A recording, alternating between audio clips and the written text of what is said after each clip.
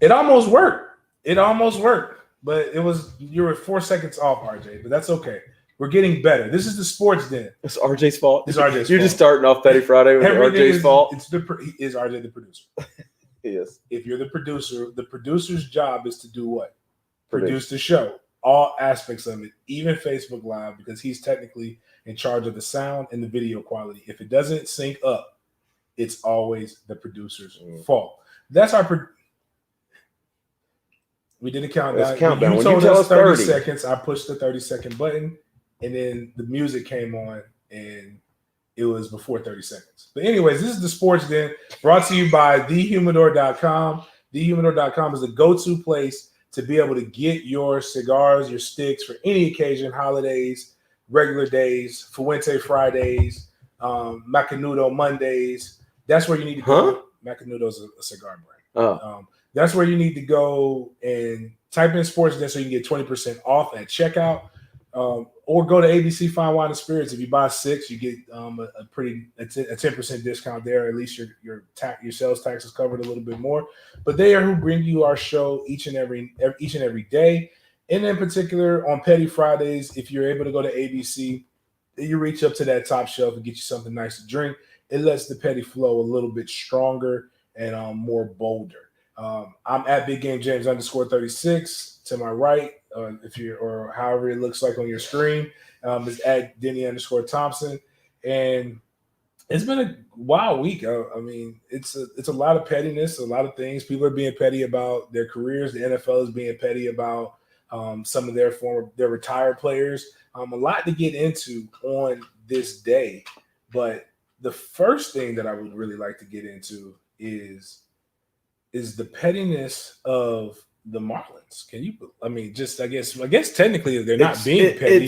This is what happens when you break rules.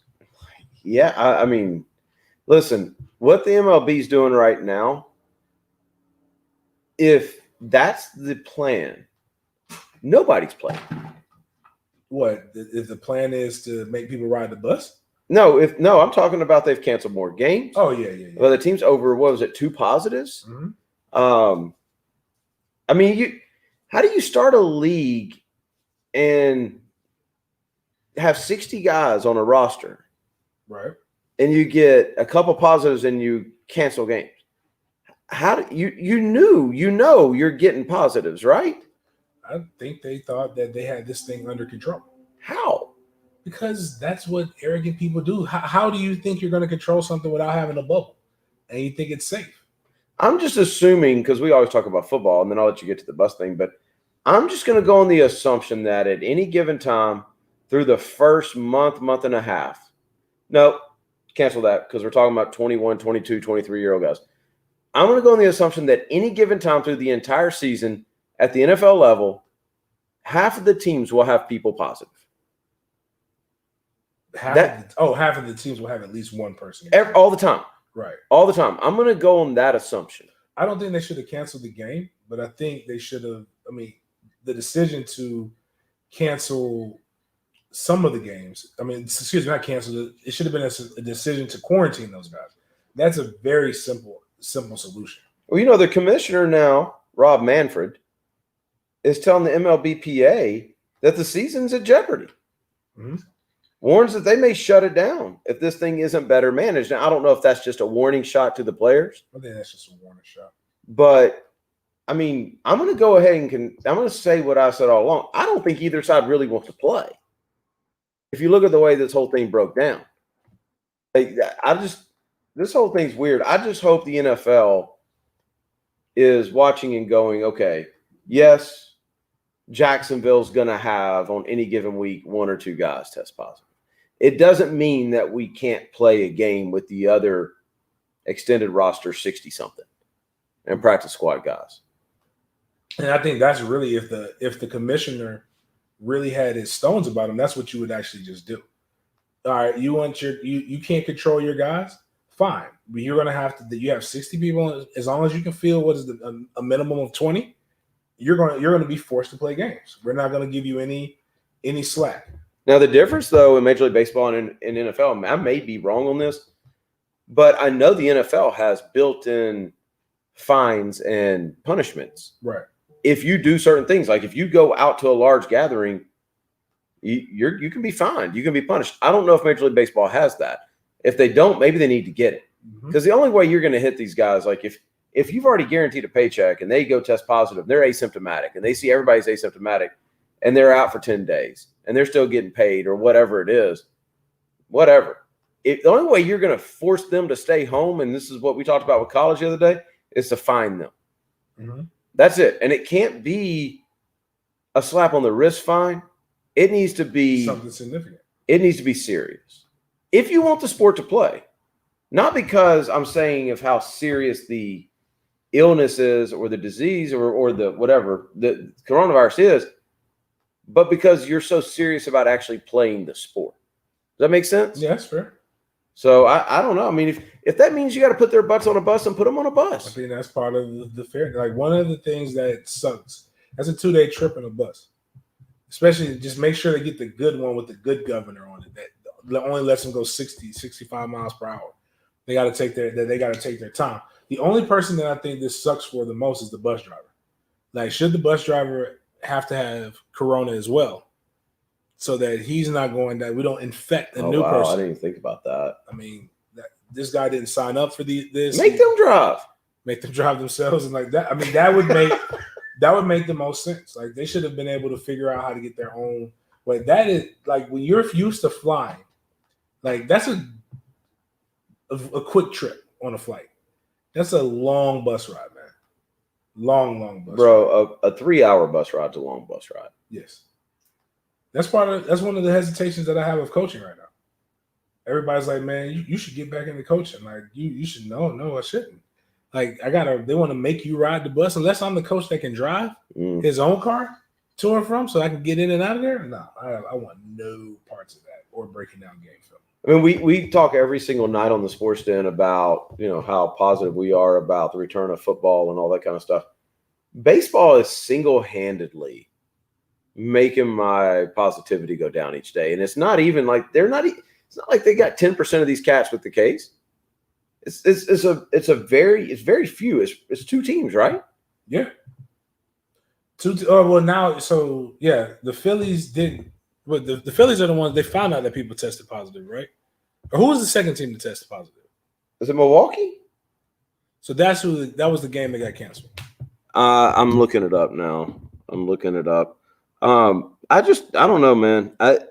You can't start a league and think we're not going to have these issues. You've got to have a plan. The plan is, I hate to sound like JJ with this, but I'm with JJ. You've gone this far. You're chasing the money. The plan is to say people are going to get sick, and we're taking our chances with that. We know we might get sued, but hey, we're good with this. But if you have again 18, I think it's 18 people, 18 players with the coronavirus, so they're busting from Philly to Miami.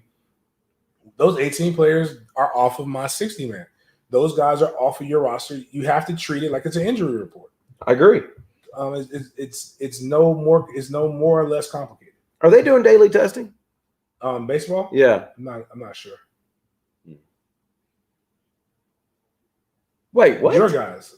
See, that's what I'm talking about. Wait, what? Yeah, it hits different when it's your people. Then cancel the season. We can't be giving up games like that. How many tested positive, RJ? 2? Sending them home. Like that's Did they say who it was? I mean, are they good or something? That's what I'm wondering. I mean, it's real simple. You tested positive, send them home. Quarantine them for 2 weeks. Am I missing the simplicity? I do this. Yeah, 2 St. Louis Cardinals players have tested positive, resulting in Major League Baseball postponing Friday afternoon's game at the Milwaukee Brewers. The Cardinals have learned about the positive test late Thursday night and have instructed all players and staff to self-isolate in their hotel rooms in Milwaukee until further notice. I mean, you shouldn't have to tell the players to self-isolate. That should kind of be even if you don't have a positive, right? Right. If you got to keep telling players to sit their ass down, then that's a part of the issue. Yeah. You don't have the right culture.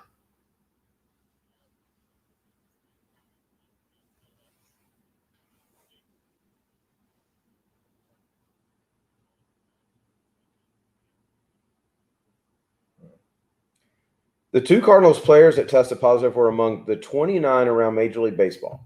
20 players and 9 staff members to be infected out of, you ready for this? 11,895 samples collected over the past week. It's really good odds. Yes. What are we doing?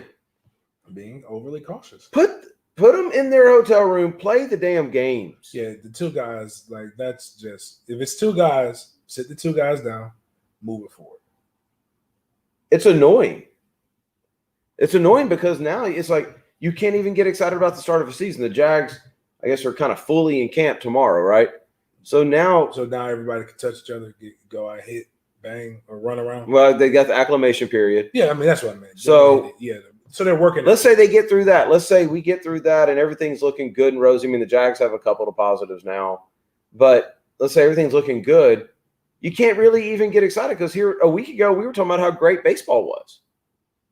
We were talking about how, oh man, baseball's done a good job. They're not even in a bubble. They're containing this thing.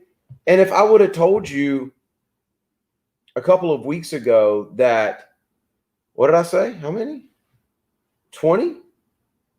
20 out of 11,500? You take that, right? I mean, yeah, you were suggesting that we'll have like 1,000 NFL players. 29. Okay, like so yeah, if I would have said, hey, Major League Baseball is going to, for a whole week, they're going to collect 11,895 samples. And out of that, 29 are going to be positive. You would have said, bet, like, let's go. We've got the season. We don't even let fans in with those numbers. But that's holding up a good percentage of the whole league right now. Mm-hmm. So what if that happens in the NFL? If it happens in the NFL, they need to just go ahead and just say, this is why we're giving you 16 some odd players on practice squad. Make it happen. Figure it out. I know they have to be careful with HIPAA laws, but aren't we all kind of interested in, are these all asymptomatic? Yeah. Yeah, I mean, but we're all interested in what does asymptomatic really mean, because asymptomatic, you can pass it to somebody. That's why they need to be quarantined. Not what I mean. I mean, like, from the aspect of when they test negative, they're good to go. Oh, okay. Yeah. You know what I mean? For their health. So they come back and play right away? So if you're asymptomatic, you have to fully have the two weeks, or is it just 10 days? It's 10 days no matter what? Yeah, now it's like, I think I read now CDC saying 10 days, you only need a negative test and you can go back to your normal life if you're feeling better, if you're asymptomatic.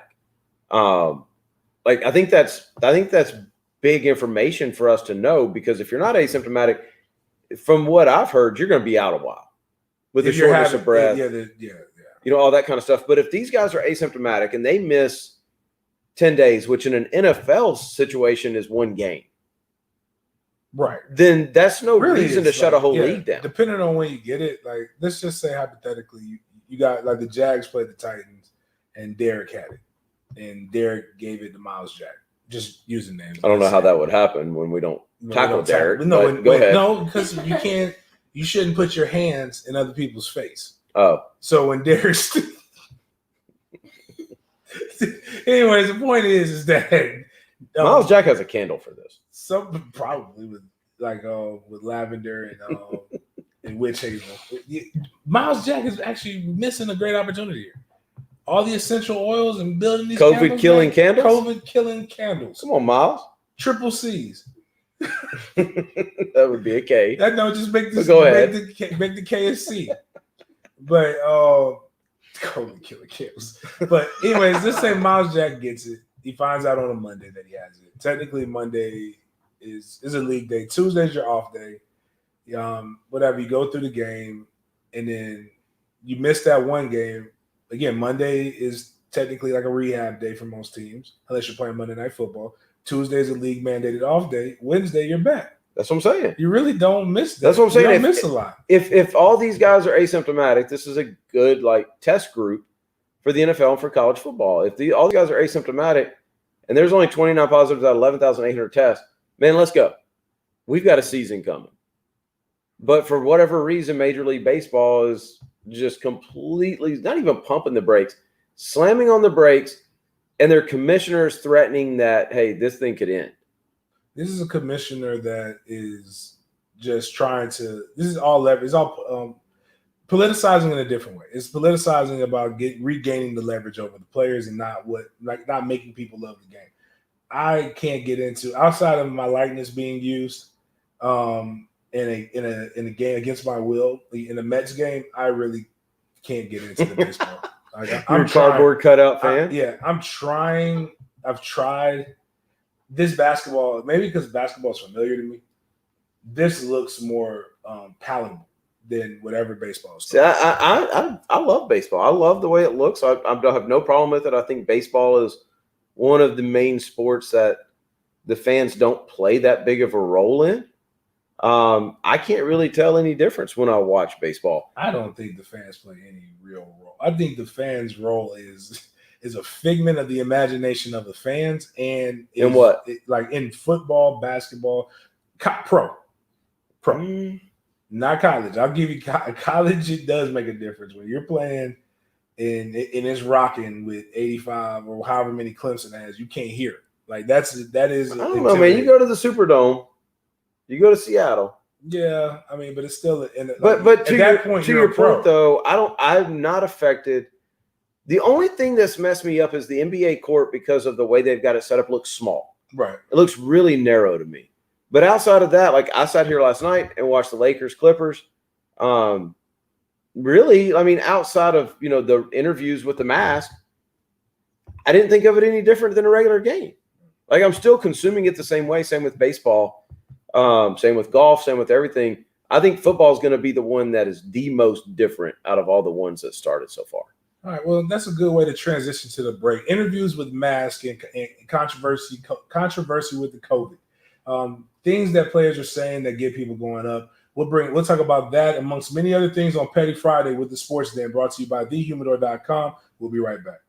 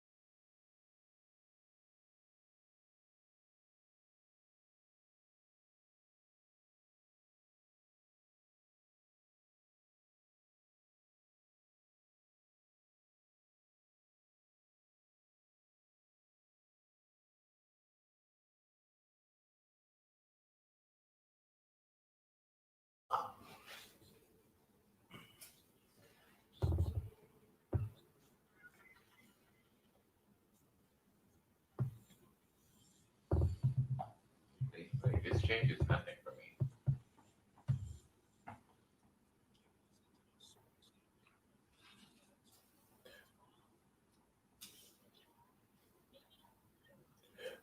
You heard Smokey. It's Friday. You ain't got a job, and you ain't got nothing to do but to hang out with us here inside the Sports Den on Tintin XL on Petty Friday. Brought to you by thehumidor.com. Go to thehumidor.com. Type in Sports Den at checkout. Get 20% off. Go to ABC, please, and also get you some good whiskey. Should we have discontinued the "It's Friday, you ain't got no job" during coronavirus? Because I feel like when you started doing that, unemployment was low. People had stuff to do. It was a joke. Now that's real, bro. Yeah. Like nobody's got anything to do. It is Friday, and probably 30% of the people listening to us don't have a job anymore. I just don't want to get canceled. Well, I mean, they're canceling for whatever they feel like canceling for. So, I mean, I think we're good right now. Hey, before you get to this, last night, hey RJ, I want your opinion on this. Did you notice last night during basketball how many fouls were called that haven't been called in the past? Travels, lane violations, everything. But then there was so many, if somebody went to the basket, it was almost an automatic foul call. Do you guys think because of the lack of crowd noise, they're hearing every little slap and that they're focusing on things like that now? We were talking about crowd noise, how it's affecting the game. You think that's a possibility? Yeah. But during a game, you don't hear that slap. If there's crowd noise and somebody goes up, you don't hear skin on skin. You know what I mean? Yeah. When it's quiet, you do, and it seemed like that's an automatic whistle. And I cannot remember the last time I saw a game that had 4 travel calls. And we had 4 in the first half last night in Lakers-Clippers. RJ. I know, RJ. I literally said, RJ, I want your opinion on this. RJ, this is you, dog. You're not talking right now.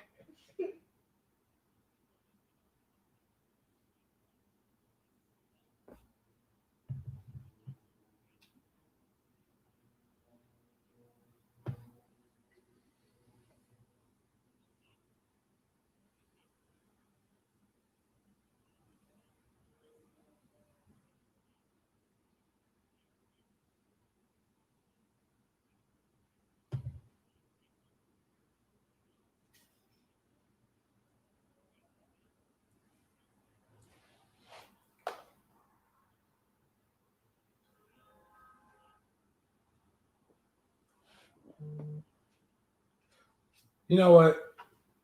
I just thought about it. I hate to interrupt him. RJ is not a team player anyway. It's killing our Facebook Live right now because nobody can hear him. He doesn't want us to use his phone so that we can pipe in the sound and have this thing be all right. We discontinue use of RJ. He doesn't even know how to use it right because all these pauses, people can at least hear him pause if he would have let us use his phone for the sound to be pumped in. But since he won't, and he doesn't want to talk about basketball, so even our normal fans can't listen to it. We must be petty to him on a Friday because that is what was written. That's what thus saith the Lord. It's written in red letters in the book of hesitations. It's somewhere in there. Just go ahead and open it up on Sunday. But anyways, considering how petty and how fickle social media and cancel culture can be, Jonathan Isaac did something that was very interesting, and I thought it was interesting based upon what my hate o'clock was yesterday.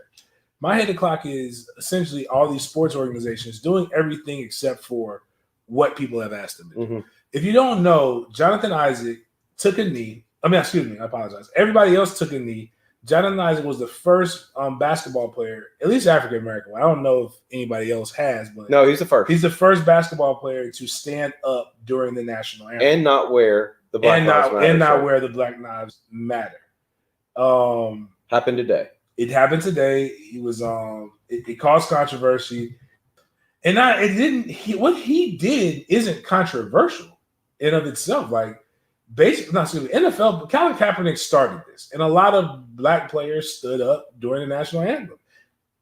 Since Colin, was it 5 years ago Cap did this, or 4 years ago? Yeah, 4 years. 4 years ago since Cap did this. So it's not new, but not wearing the black. It's now he got both far sides, and again, I want people to understand that 20% is a lot, but 20% is over here on the right, 20% is on the left, and the vast majority of us is down the middle. Like, and just most of us don't really care. We just don't want to be bothered. We want to be able to live our lives, and I don't mean care. It don't even make any sense to get onto the guy if your whole argument is, hey, it's our right to kneel. Well, it's his right to stand. But what I'm saying is here's the dichotomy of what comes with being an African American. Using college words on Petty Friday? Yeah, I'm trying to think of the better way to say it. It's how to dumb this down for stupid people. Not you, but just no, it's me. Go ahead. It's what's hard being a true conscious person, but in general an African American, because you really may relate to one side more, but the last thing you want is the other side now all of a sudden exalting you and making you what you aren't, because it's really making your life harder. Okay. So what I mean by that is, I'll use me in general. I'm a black conservative. I'm a Republican for the most part. Not like far right. I'm not Candace Owens. I'm not any of these other people. I'm middle, and I slightly lean to the right, especially when it comes to money issues. Right. That's just how I am. You're a fiscal conservative. I'm a fiscal conservative and probably a social liberal if you need to put a label on me.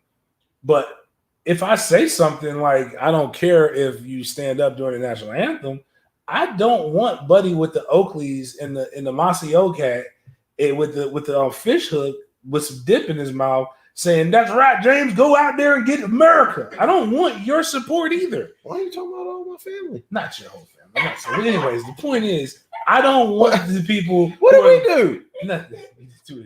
My point is, I don't. Oakleys. I love Oakleys.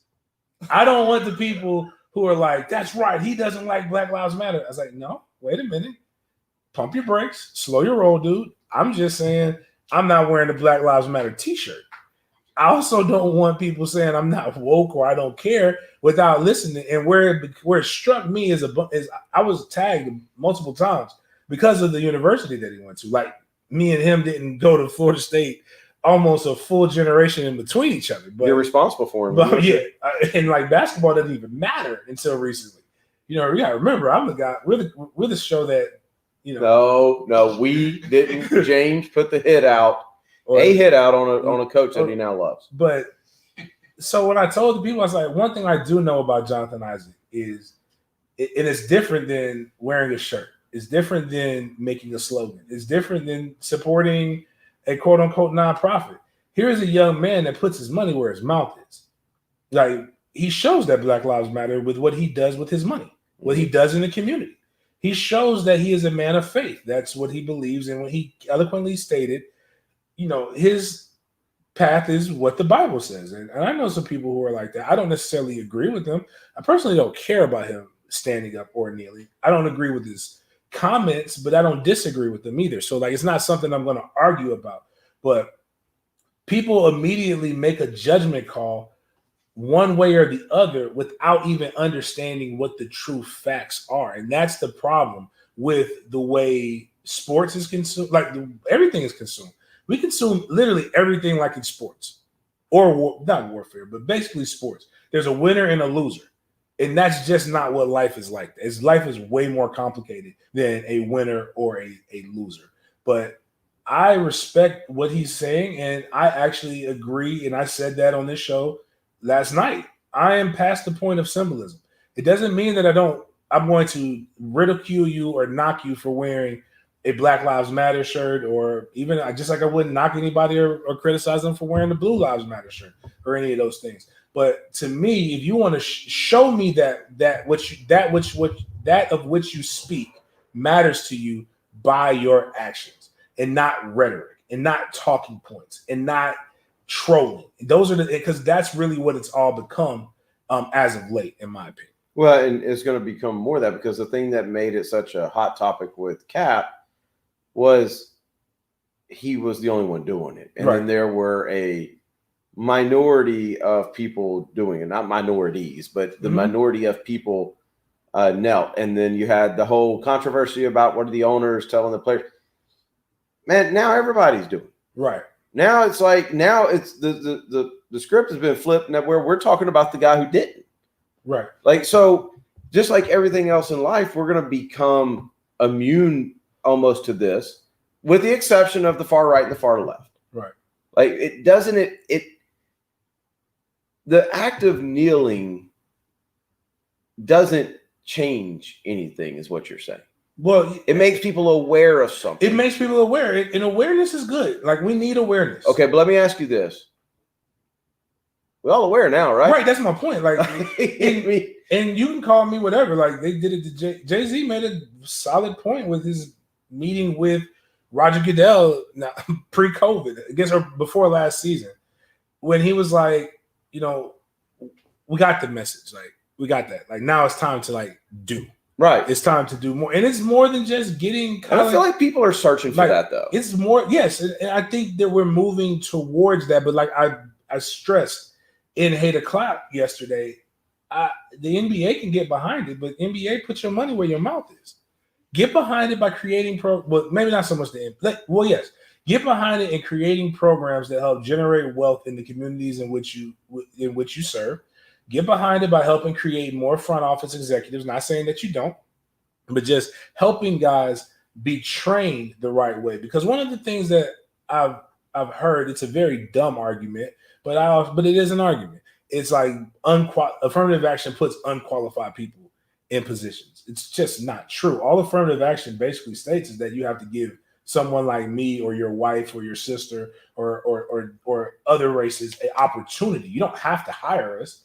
Companies have quotas, but you don't have to have that quota. But instead of just doing that, you can eliminate that by actually creating programs that help train up somebody. And this is what we look for in a front office exec. Here are some of the qualifications. Here's what we're going to do. We're going to actively go pursue, let's say, HBCU or a school or a school, any school, but I'll say HBCU. Like Howard, like you got DC.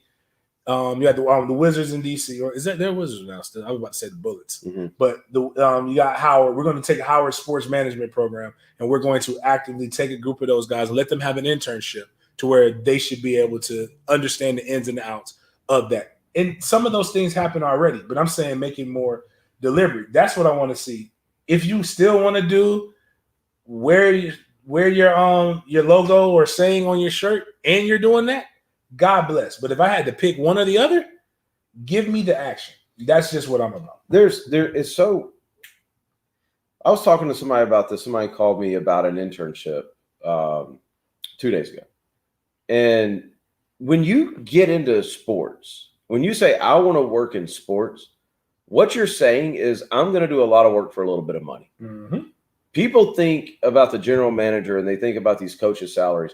95% of the people are grossly underpaid, regardless of color, sex, whatever, because they picked the sports industry, and the sports industry knows we don't have to pay people because people think the job is sexy. Right. Right. So it's like people have to understand that there's not an abundance of the six-figure job in sports. Right. There's definitely not an abundance of that, but there's not an abundance of jobs. Right now in general, but definitely for certain segments. And I'll even use... no, and I wasn't trying to imply No, that. I understand what you're saying. I'm saying. You're right. Because a lot of people be like, oh, you train...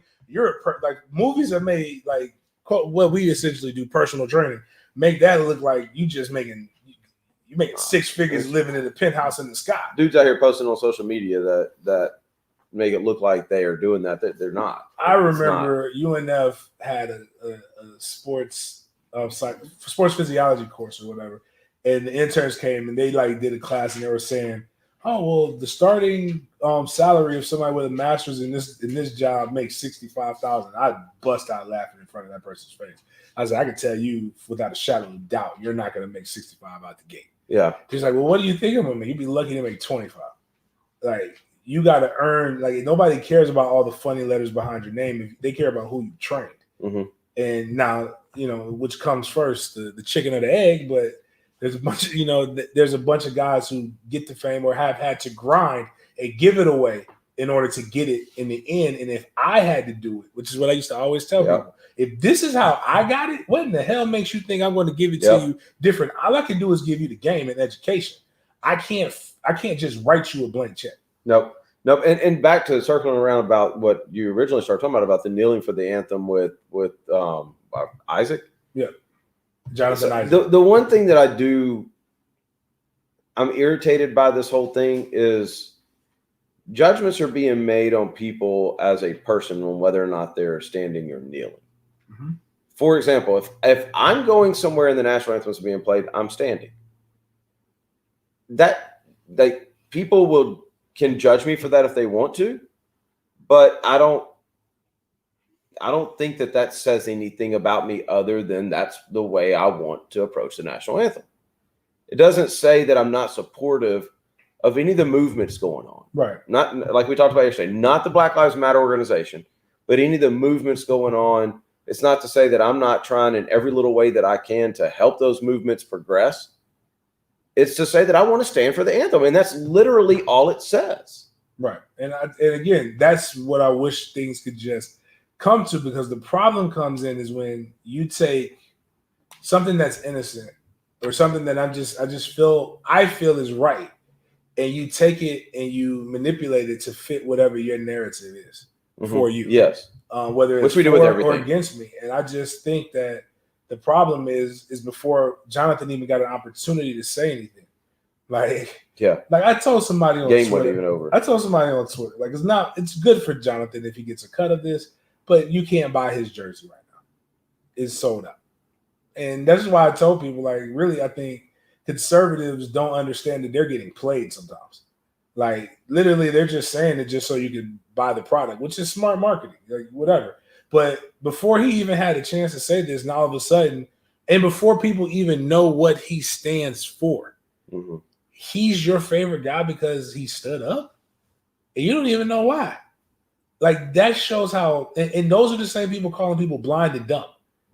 Like, no, and the blind and dumb people, I'll say this, for you saying that this guy whose life shows that what he doesn't care all of a sudden because he did that. Because I'm with you. If I hear the national anthem, I'm going to pause. If I'm walking, I'll stop. Part of it's because it's how I'm just trained to do it. Right. The other part, but I'll be damned. Like, if you don't believe that I care, you just look at my social media and see what I actually stand for every day. It's easy to be revolutionary behind the keyboard on either side, and I think Jonathan Isaac is a up and coming young basketball player who's a good cog, a good piece for the Orlando Magic, who I believe said what he felt, and there was nothing wrong with what he said and how he felt. I think for us to make it more or less is a bastardization of what his thoughts are, and I think it's stupid. Personally, sorry, that's probably the best way I can say it's stupid. But I can't add anything to that. Speaking of stupid stuff, the SEC yesterday released a 10-game schedule, 10-game conference schedule. But there were some other things that a lot of Florida State fans asked questions about the ACC. There's a weekly meeting that happened today, and I called you earlier today to talk to you about some of it. We'd like to discuss some of those things with you guys here on the Sports Den on this Petty Friday, brought to you by thehumidor.com. Go to thehumidor.com, buy a whole bunch of cigars, type in Sports Den, though, when you're checking out, only if you like saving money and you want to save 20%. We'll be right back.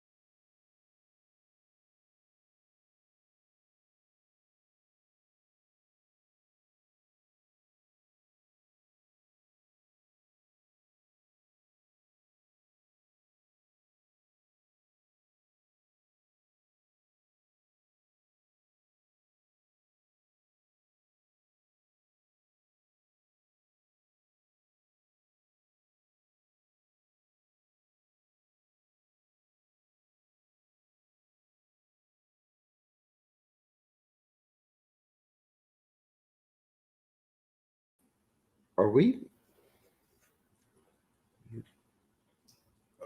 Oh, yeah.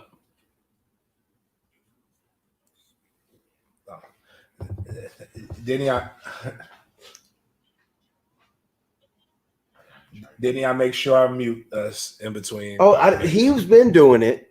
Yeah, no, it's just. And then I was like, wait, we've either been on the whole time or been muted the whole time because I haven't seen him touch the screen. I muted us in between breaks. We're good. Right. Only on Facebook Live. You guys can't hear us if you're in the radio anyway because you're hearing the great work that our sales team has done making sure we have our show, The Sports Den, brought to you by thehumidor.com. Type in Sports Den at checkout for 20% off. It's Petty Friday, and nothing is more petty than rivalries. And this is going to be a little combo because I kind of want to get into it, but it's really not. There's meat on the bone that we could have stretched, but there was some breaking news that I kind of want to get into. But a lot of people have been asking now that the SEC made their decision. So the ACC made their decision on Wednesday.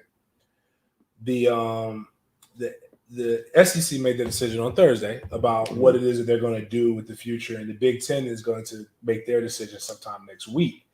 Within the next 5 days, is from what I'm understanding. Pac-12 made theirs today. Did they? Think so. Okay, yeah. Well, the Big Ten is going to be the direction they're leaning in is very shocking. But what happened is all of a sudden the ACC went and they're the first conference to actually put out that they're going to do a conference only model +1.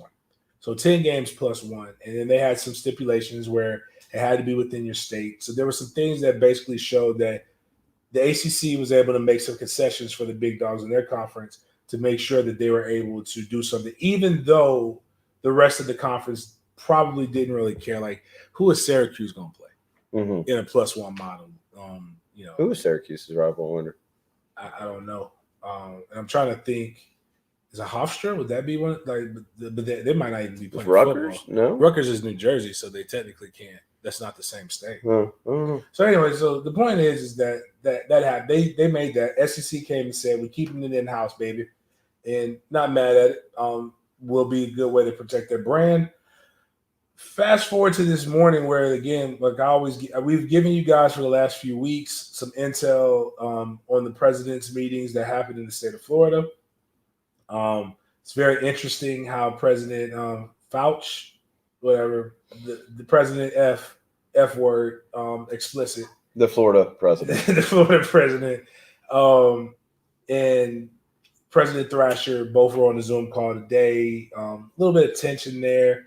President Thrasher made a comment, though, when asked, who would FSU's +1 be? And a lot of fans have asked, and a lot of fans have been extremely petty. Not this person in particular, but this has been the basis of it. And I'll go back to what Thrasher said after we discussed that a little bit, maybe come up with some ideas. But big game, James, what are our chances that FSU plays FAU in that one non-conference game? FAU? FAU, Florida Atlantic, the Owls, I believe. The Fighting Willie Tigers. Yes. Seeing we won't be playing Florida. Also, will FSU treat Florida like Notre Dame treated Michigan, or how Florida treated LSU? Because FSU should not go back-to-back years to Florida. What do they mean how Florida treated LSU? LSU treated LSU that way. Expound? I don't remember this one. Remember that was the hurricane situation. Yeah, and then they said Florida was like, we can either move it or what was We're going to play two. We're going to play the next two at home. And because they played LSU the year before. Right. They were supposed to come there, and LSU just said, you're going to come here. Yeah.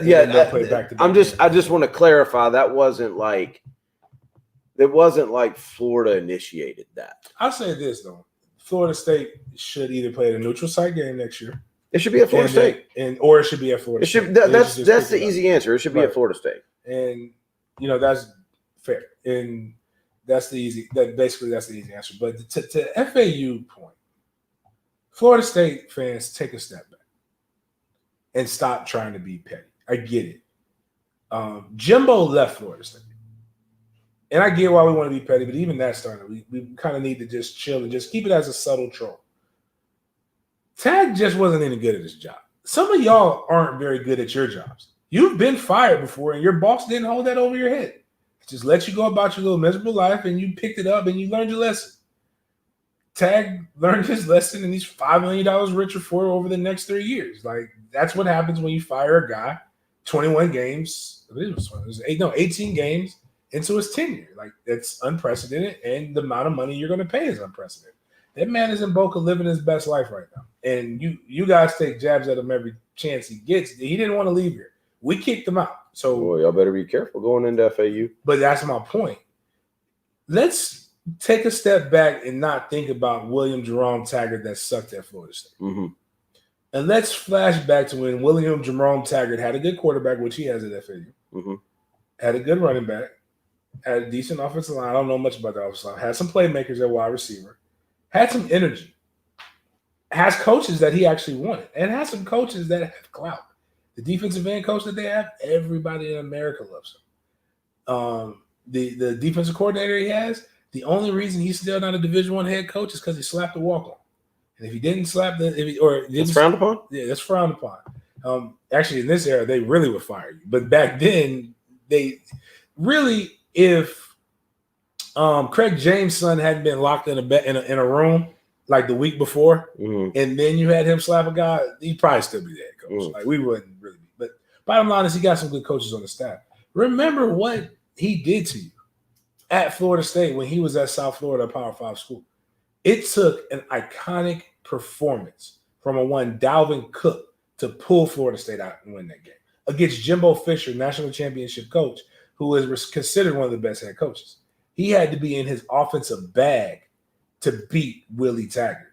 I'm not saying that FAU would beat us, but I'm saying that Taggart taking us to the fourth quarter with a close game ain't what we need. Yeah, you probably it'd be hard to win that game. Right. Meaning, you're not going to blow them out. It'd be hard to walk away with that going, yeah, we showed him. Right.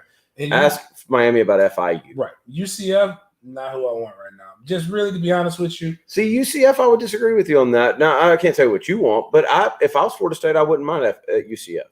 Okay. Because I think that's one, you match speed, you match size, you match talent. That is one that you can win. Like, if you win that game, then you actually do a favor for all of us in Florida. No, yeah, you shut UCF down and you put them back to little brother status. But I hear all the excuses that people are making for Coach Norvell right now. I won't have any of those excuses if we lose to UCF.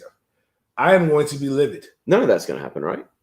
No. You aren't playing UCF. We're not playing UCF. We're not playing USF. We're not playing FAU. President, right now, the emotional response of which I will call it, when asked, we're playing 10 conference games. Mm-hmm. That's it.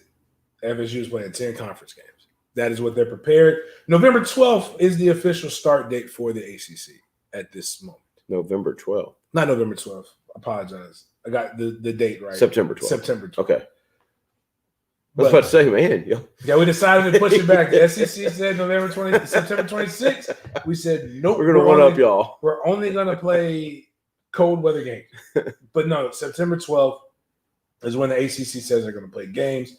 There will probably not be any more any in-state games. There was a brief rumor that I still don't believe, but I know that I'm hearing the HBCUs or FAMU is trying to figure out how to get clearance for some games, but I doubt that happens to where that would even. But go ahead and do your troll a little bit, because I don't want you to like. No, I mean, outside of that, the biggest thing is that just Thrasher was pissed. Like, he was pissed, and a lot of other presidents were pissed because the person who was beating the table about unity and making sure that we had football and we played this stuff was University of Florida's president. And in the banter that went back and forth about a month ago was, if we don't do anything else, we're going to play each other. And it went from that to not even voting for it. And it's just the absentee, I think, is what built it. And then having to walk, but I'll give them props. Having to walk into that room after what you had just done, and that is you got to face it. I could get it, but you did what was best. You play politics on both sides. Yeah, you did what was best for you, and that's what you felt like you had to do.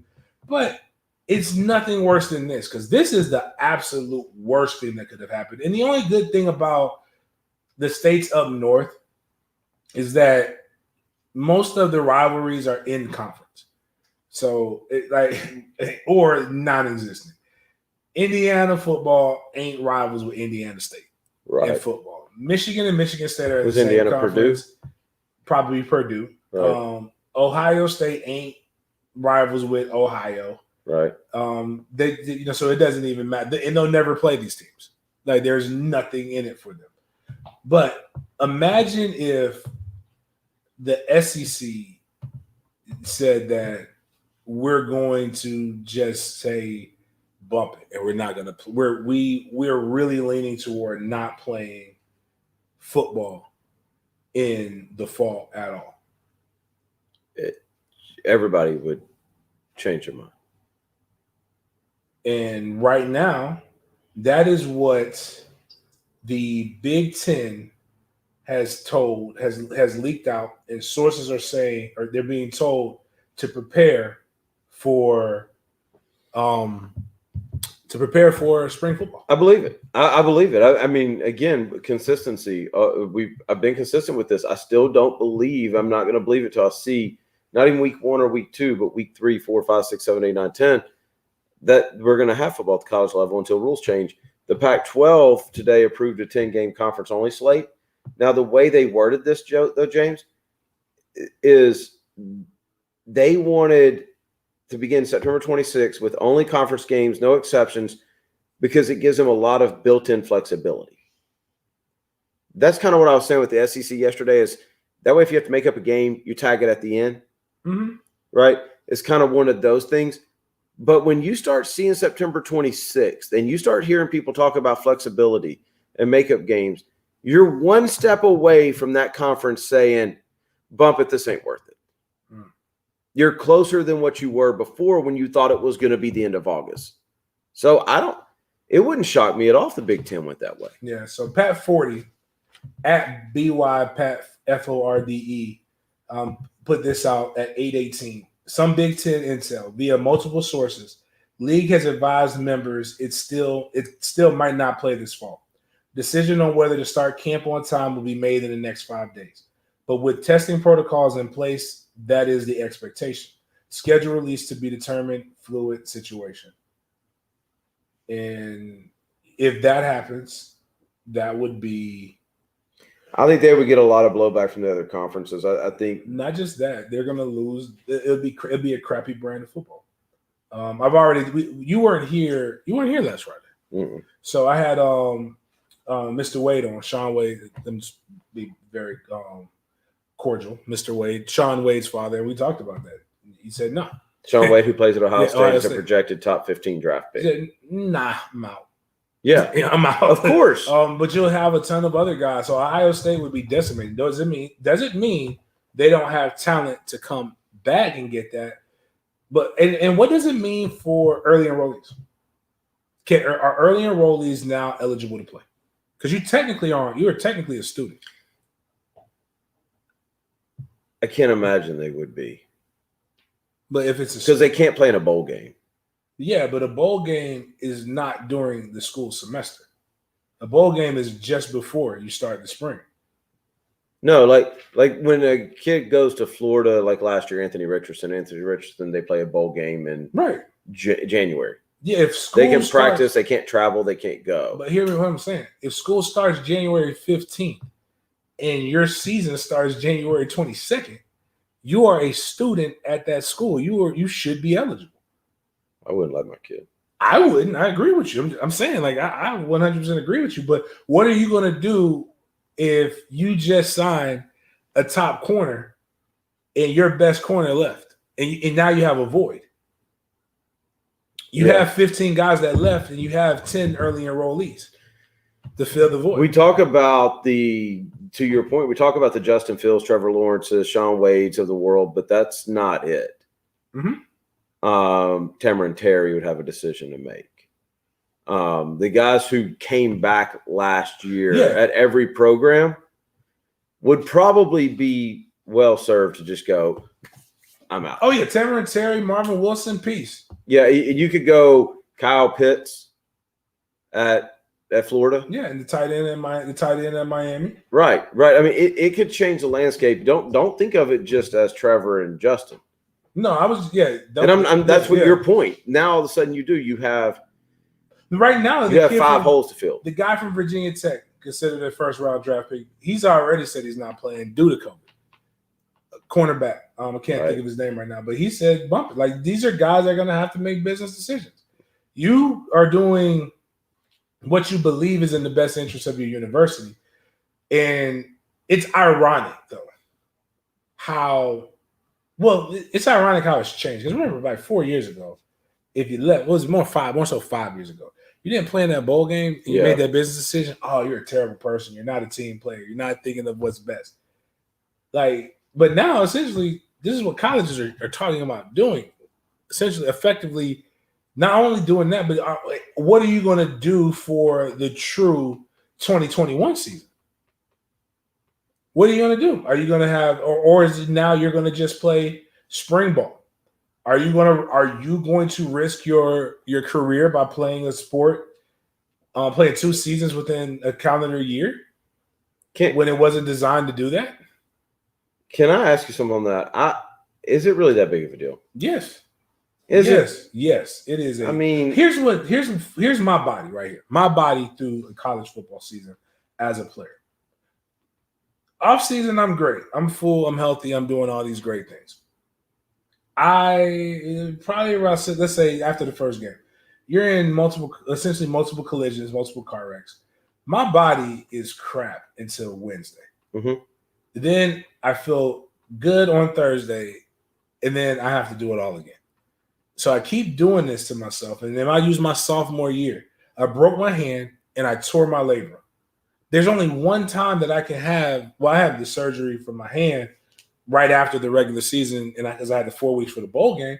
But when do I have my surgery? My surgery for my labrum, I had to do that, and it's a literally 90-day rehab. You're right, which is a common surgery. Now, it doesn't take me out of the game completely, but I need that time. I didn't think about the injured part of it. I thought more about if you play a season that goes January, February, March, right, and then you've got April, May, June, July, most of August off, so you play the fall. So it's 4 on, 4 off, right, 4 back on, right, and that's a lot. And in that 4 months, so instead of so this would just say the Big Ten. The disadvantage that the Big Ten will have on top of guys having 7-8 months to actually have surgeries, rehab. Oh yeah, no. If one conference, I'm talking about if everybody did. No, if everybody did it, you'll have to figure out because everybody will have the same 4 months. But in 4 months, you have to condense rehab times and gains. So just looking at like what people like to talk about storms and why can't I think of your strength? Savage. What they are able to do from January to August with a freshman. You don't have that time. You have to pencil it in. Now you got to recruit. You got to have recruiting and all those things. And the film that people have on you is a lot newer and probably more reliable than the film you don't have the coaches in January through April are traveling to other campuses, to NFL teams, all that kind of stuff, kind of a self-education, self-scout type of deal. That goes away. A lot does. I would be shocked, though, if the Big Ten came out and said this. I wouldn't be shocked if they ended up doing it along with other conferences. But, man, you want to talk about the blowback they would give from everybody else if they came out the gate and announced this next week. Yeah. I mean, that's what's going on. Basically, just we'll keep watching. I've watched that early next week. We should have a decision from the Big Ten. Right now, we got to change gears into the award-winning Hate O'Clock brought to you by Loose Air Quality. We'll get you Hate O'Clock on the other side.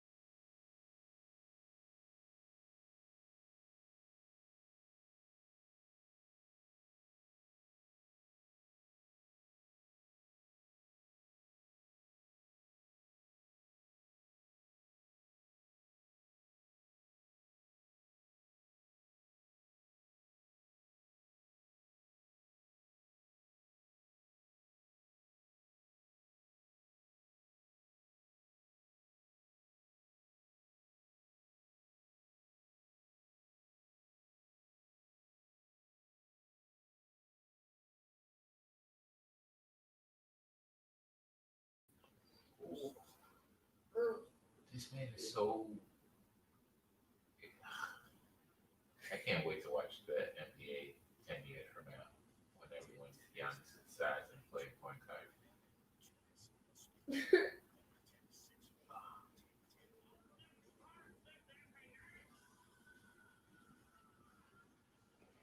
You gotta let that thing breathe, man.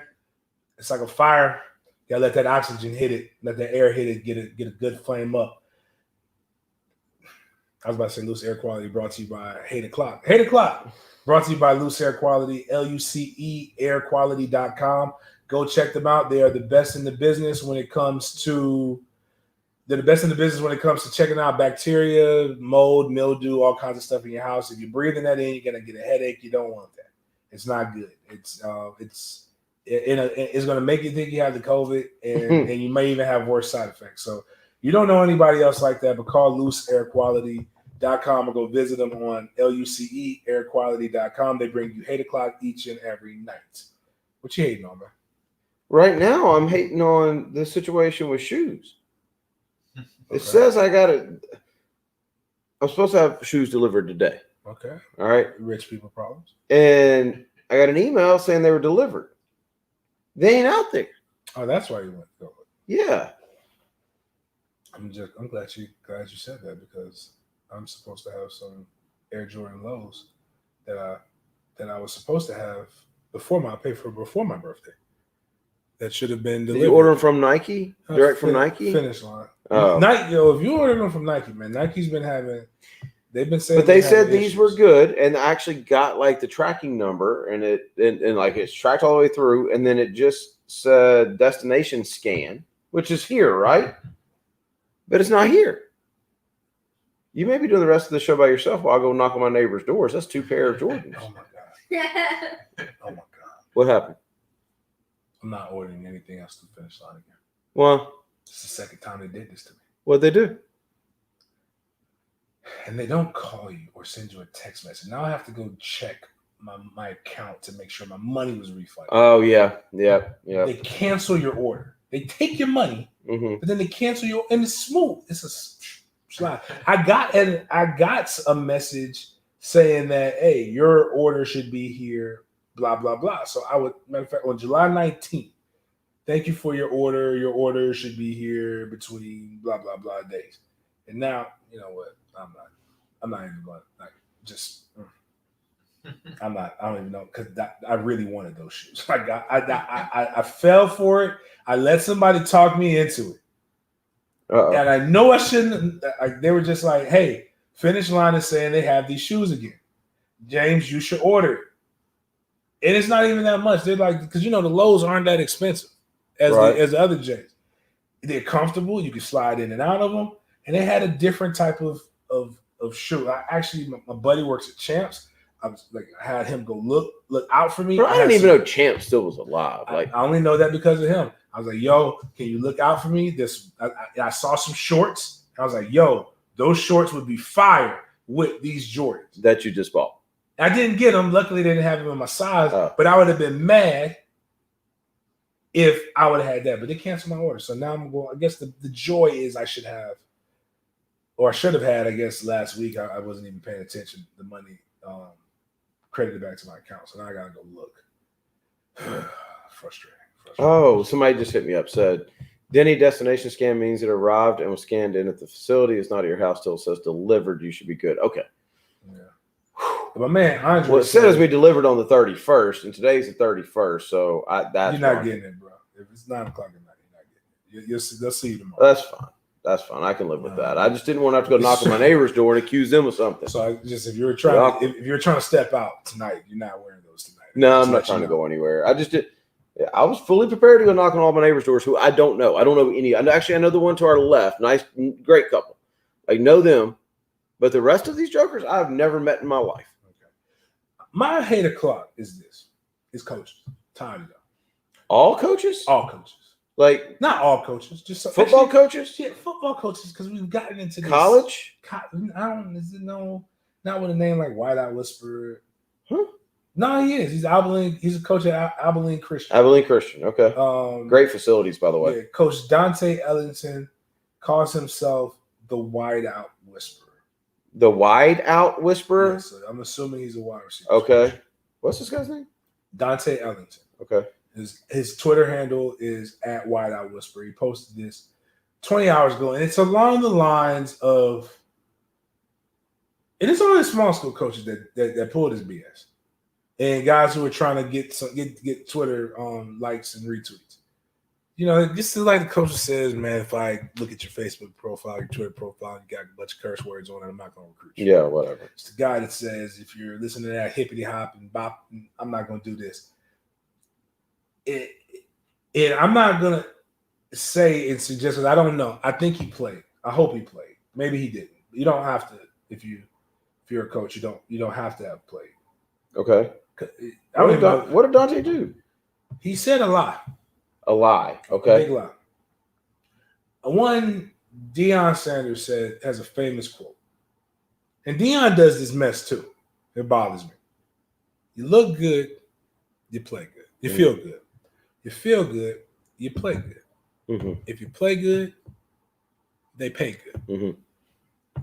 That basically addresses every aspect about your confidence. That's about the shoe, the little spat, the socks, the way that the knee pad comes just above the kneecap, not wearing issue gear, like you know, doctoring it up, making sure that those pants fit extremely tight because you don't want baggy pants. It's the only time that's terrible look. The only time that black kids don't wear baggy pants is when they're playing football. That's not true anymore. Then now they sag tight pants. That's the problem. Okay. So, but this guy has the nerve to say this to the athlete worried about his jersey number. This is a college coach already. A wideout whisperer at that. Out of all the position coaches. Right. Make whatever number they hand you into the new trade. Shut up, dude. Make your level of play have people wanting to wear 38. Make them remember your name, which will make them want your number. Message. You trash ass individual. You line up. There's only been one wide receiver that I've ever seen line up with two. Peerless Price is enough. With a stank number. And he made it work. But you know what he did when he got to the NFL? What was his number? He no longer wore a stank number. I think Peerless Price was like 40-something. Was he? Michael Irvin was 47. That's the onlyest person that I've ever seen wear a stank number. But you know what he did in the NFL? He didn't go get a stank number. He went and got an 85 and made it like that. No. Nobody does this. Nobody. Like, it's, yes, at a certain point in which, what it should have been worded is, if you suck, don't worry about your jersey number. Right, that's what I was going to say. Get better so that you can get a better jersey number. This dude, Dante. This dude, Dante's out here recruiting receivers. No, good and damn well, he see a wide receiver with number 38. He is skipping the film. Well, bigger than that. Knowing good and well that when he's got a guy he wants and they ask him, yo, coach, can I get number 2? What's he say? He don't come with that energy. Hey, you ain't no good. I know you're a senior, but you've never got any snaps. I need the number 2 from you because the incoming freshman who will play would like to have number 2. Promised him number 2. It was important to his recruitment. Like, he's got some dude in Texas. You got guys promising kids numbers in their recruitment every day. You know what? If the number didn't matter, they wouldn't retire them. Shut up. I hate coaches like you. You go around here saying these things that you never lived. And I'm not saying he didn't live the football game. What I'm saying is, you know good and damn well you didn't take that advice when you were their age. You know the importance of a number. This dude just wanted to tweet something. You know why most people can tell you exactly why they wear the number that they wear because it has some significance to them. It's not because I just chose to make that number look good. I'm gonna go out here, I can make anything look good. Let me drop some trivia knowledge on you. According to Bleacher Report, the best player to ever wear number 38 in the NFL, because that's the number he gave, right? 38. Right. Arnie Herber. Yeah. I don't know who that is. 1930 to 1940, quarterback for the Green Bay Packers and New York Football Giants. Yeah, ain't nobody. So there's your number 38, Dante. Ain't nobody wearing a throwback. As you were tweeting that, some kid from Texas, from Allen, Texas, who you want really bad, was texting you talking about, Coach, I'm thinking about committing. I need number 1. And you were texting him back right after you hit send and said, sure thing, bud. These coaches bother me more than the guys who teach the cha-cha with cones, telling you that's how you get off the line. It ain't even close. This coach, and there's one that used to be at Duke, that's the same thing. It's like every single day, I swear, they wake up and they go, what is the corniest, most untrue thing that I can put on the Twitter machine today? Things like, listen, before I even care how good of a football player you are, I'm going to ask about your character. Man, stop. You know you don't care. You're not asking about their character if you hadn't already seen their film. It's not like you're walking into schools talking about, give me your character, guys. Yes. Sorry. Oh, he's 5'2", 125, but he's got excellent character. We'll take him. We need that on our team. We need those guys that nobody else wanted. Actually, you might know Vela if you look at recruiting strategy. That might be. It's definitely character. What is he doing? Right. Character is a huge thing. I don't want character guys. I want guys who you need to have them mixed in. Yes, you do. But the thing is you that's why I like. This is what I respect about Urban Meyer. He knew that he had to go find the most sanctified person that ever walked the earth as a football player to mix in with the criminals and the goons. But those goons went on and won football games. And look what happened when that sanctified individual left. Yeah, it all went downhill. He forgot to go find another one. But they don't make those guys like that very often. But my point is this. When I think about my teammates, and if you're a real person, whether it's college or not, like I can't speak for everybody. And this is what gets me frustrated when I am talking to people on the social media platforms who have no idea how sports are really played. And you've been around enough of them, and they need to know yourself. There are people who I play with that I am grateful for football. I don't know what that person would be doing. Really, not a whole lot of options. I'll say names. I'll drop names.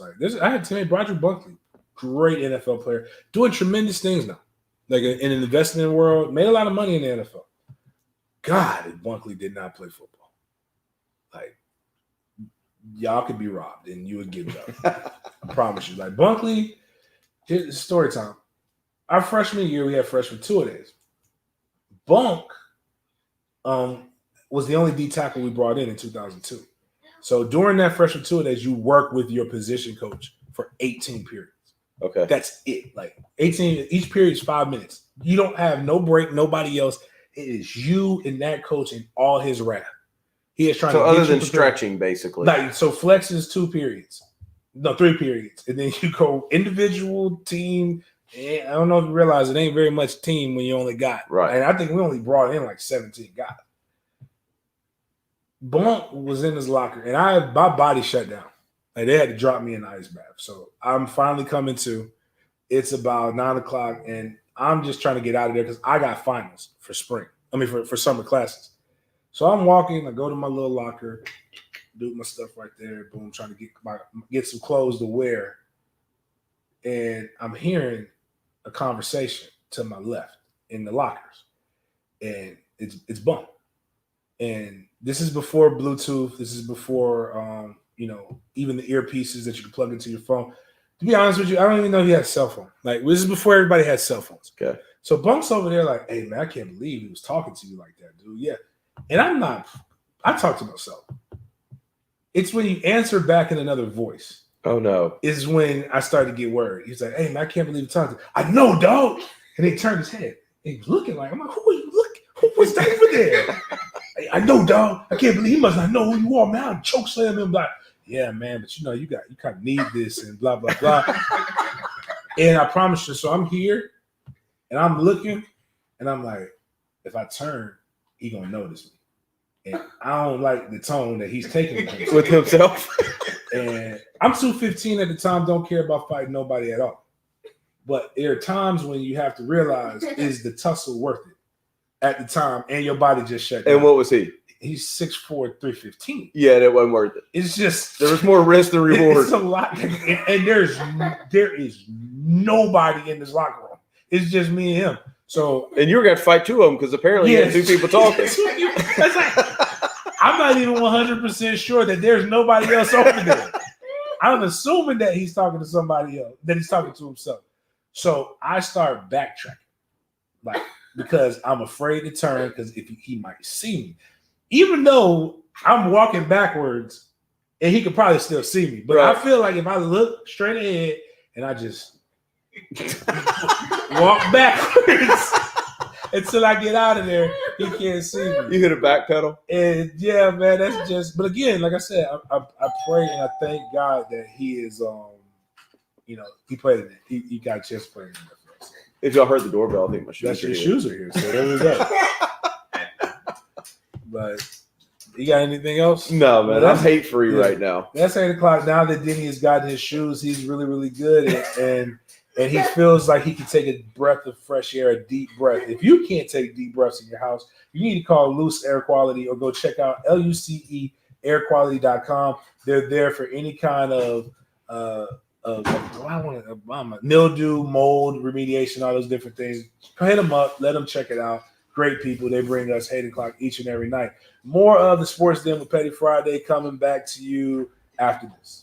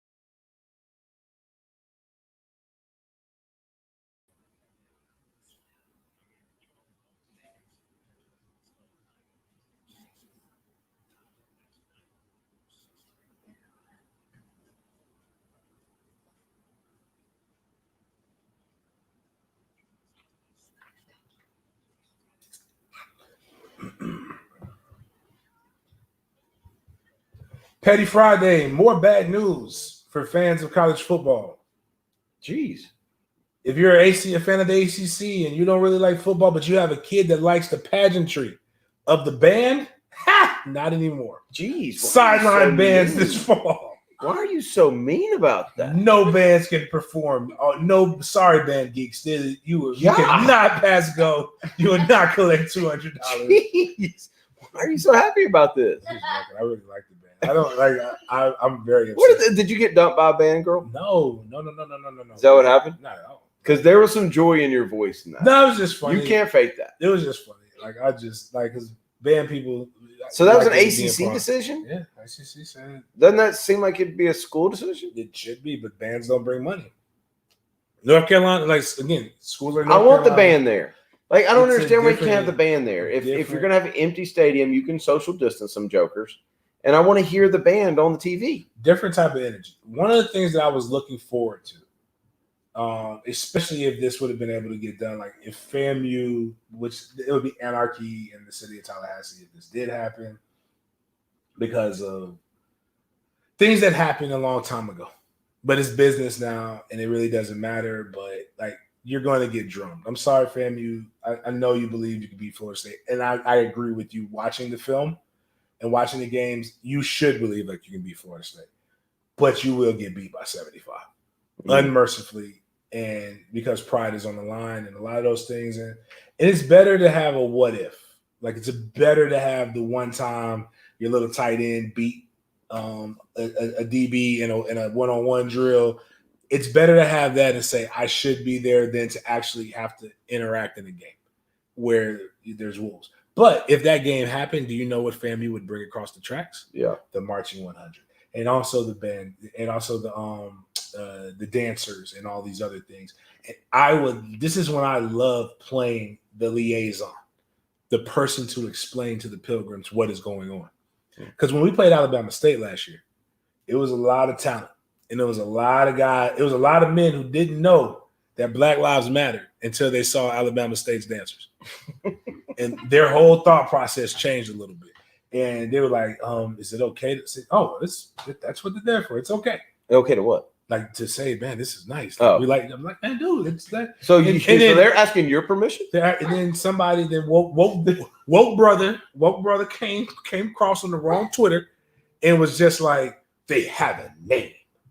They're the Hornets or something wild. I was like, yo, so brother, you're right. They do have a name. They don't know. Like, trust me, and they won't care after today. Like, this is your opportunity to just say, hey, yes, we appreciate them. We've watched them every week. Their name are the Hornets, blah, blah, blah. And then see, you do that, and then James Coleman comes over the top and tells them, yes, this is blah, blah, blah, part of the culture, the tailgate, la, la, la. Now they may learn something. But a lot of times people want to attack. And I'm like, yo, this ain't the time to attack, bro. Just chill out. It's a uniting thing. We are all united over the talent that these young ladies are displaying right now. And the band music is a lot different. I love the Marching Chiefs. Love nothing more than when they play the War Chant and the I can't think of the name of the War Chant remix. And they even try to get in and play some other songs. Then the swag surf? I don't like that. They can just scratch that off. Like, no more swag surf. I had trouble with that one. But it is different. Well, that swag surf hit, and everybody thought Willie was going undefeated for life. It was, you could tell the energy was so dynamic in the stadium. But those, like, what I used to love about going to FAMU games is they were so gifted musically that they didn't have, like, somebody would write the music. But it wasn't like you just go online and find it. Like, it was Flight of the Bumblebee was on there. Like, Go Team Go. Those are the songs that you get. Somebody had to take Crucial Conflicts, hey, because that was live. I remember when they first played that. And they had to actually compose it from a hip-hop beat into a band thing. And then they choreograph the dance. And they do all these. It's like it's so – it's so amazing to watch this machine move. Like, they did a train, and then the train moved with the smoke. It was like, wow. Like, who? Because again, I'm this again? Because ACC that's band right. bands. Okay. I'm thinking like I'm looking at everything from this level right here. But like who, like was somebody just did they walk up to the top of the stands and just gaze down and said, you know what? If I get 50 people in a straight line here, then have 50 people at an x-axis across a radius, and then perpendicular do a parabola here, and then boom, it's gonna be this. Or did that? It's a train, and that's what I'm thinking. The complex part, because when people have to break it down in the scientific, it has to be complex. But the people who actually do it, like nah, B, just go. You stand there, you tilt your head this way, you jump up 5 times in the air, and then boom, now we got a train. But again, those are the cool things that the band does display that a lot of people aren't going to be able to see. But the ACC is just, again, overkill. Because if they all have COVID in the band, they're students. They're going to all be putting regular gym pop anyway. So they're going to disqualify themselves. There's no need to disqualify them without even trying, right? Well, but like you have your football band, right? I don't know how many people are in it. A lot. But then when you go to a basketball game, they have the pep band. Right. So I feel like there's a backup band. So if things go wrong, it may not have the volume, may not have like the energy, but you got a backup. Right. Right. It's almost like they have their that's why you have the 60-man roster. Right. I got it. Everybody in the band doesn't travel to away games. I mean, I forget was it like Wofford or something like that played in the NCAA tournament here? Remember their band had like 45-year-old dudes in it? They do have FAMU does that sometimes too, like at homecoming. Anybody who was in the band at one point could come in and you could practice. No, they played during the NCAA tournament, and I found out that it's such a small campus, that's what they do. They go and find old people? Yeah, like people who used to go to school there can just keep playing in the band as long as they would like to. Like if things get really bad in the ACC and you're down, your first team band is down, your second team band is down, put out a call, man. Start with the most recent graduates who still remember the music, bring them in, and you got enough for 10 games. Yeah. At 5 games, because only 5 of them are home. Yeah. Right? That's I disagree with this decision by the ACC. What about this decision? Antonio Brown getting suspended?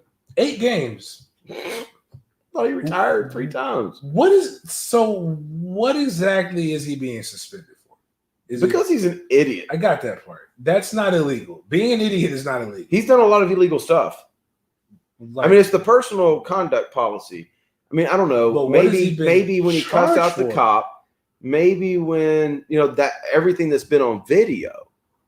I mean, there's a lot of people have been suspended that haven't been charged. Fair. But I mean, that's just, but Ray Rice wasn't charged, was he?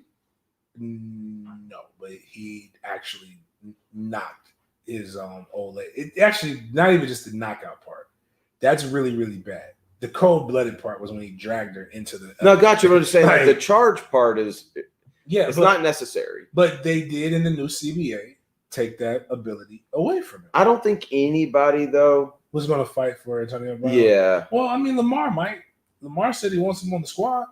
Yeah. But my point is, I don't really care. So he's not worth waiting 8 games. No, because the season could be going in a good direction for you, and you don't need that kind of energy around.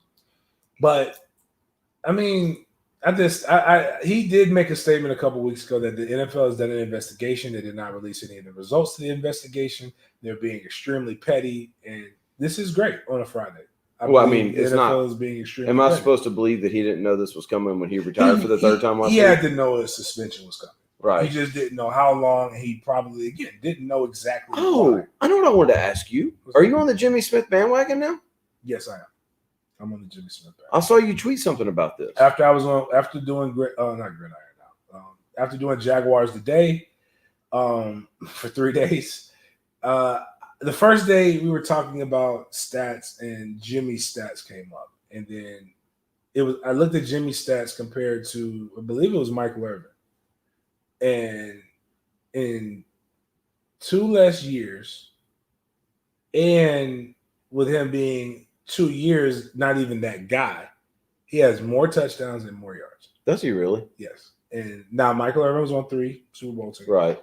And he's in Dallas. But my thing is that a guy who was an afterthought when he came to Jacksonville was iconic and pursued. And I think the only reason that he won't get the look, and I think it's unfortunate, is because of his off the field things. And I believe that is got to be where they got to get away from it. Like, just because you don't like somebody or like what they stood for or like what they did, it's not a popularity contest. It's not. I mean, actually, it is. He didn't get in trouble. He was just sniffing the 50, right? Yeah, but like that's frowned upon. Like, right, but really, I mean, it wasn't like domestic abuse. Yeah, but did Bullet Bob ain't serving no time?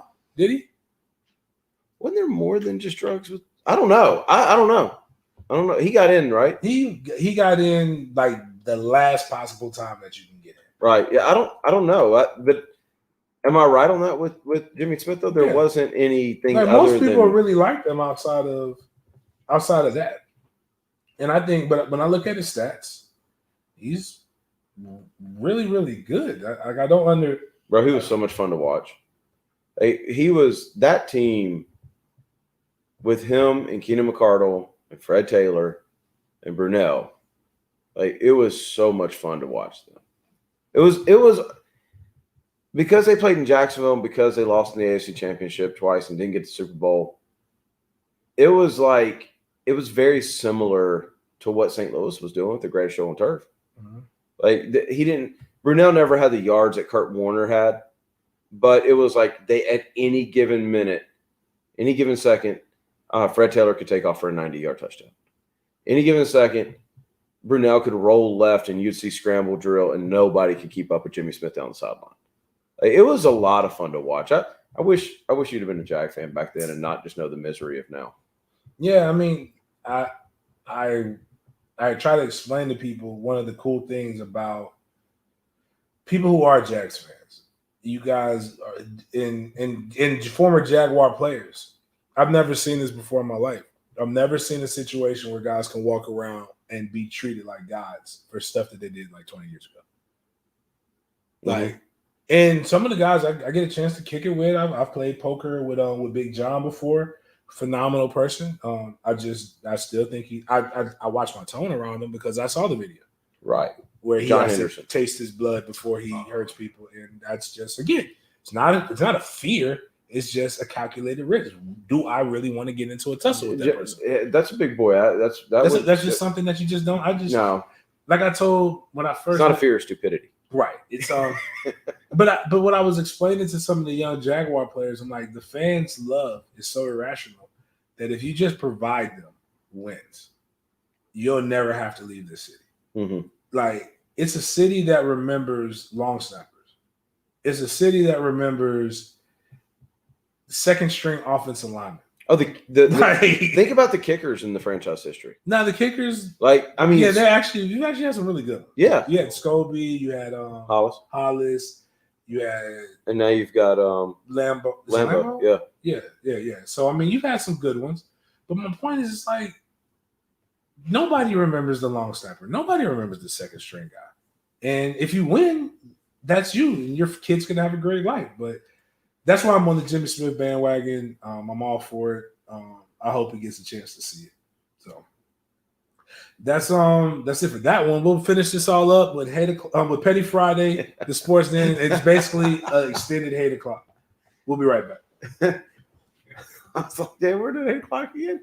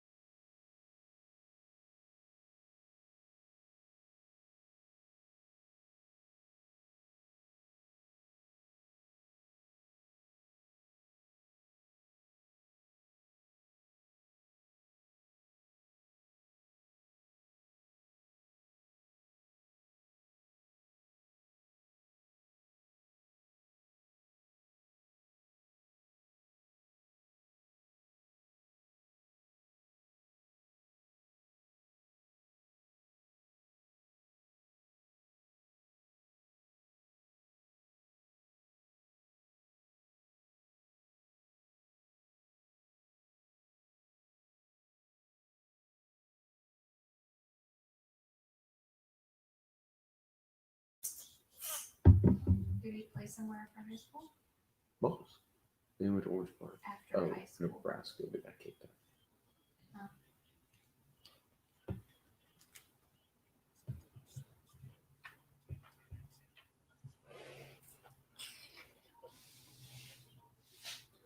Again, the final break of the Sports Den on Petty Friday.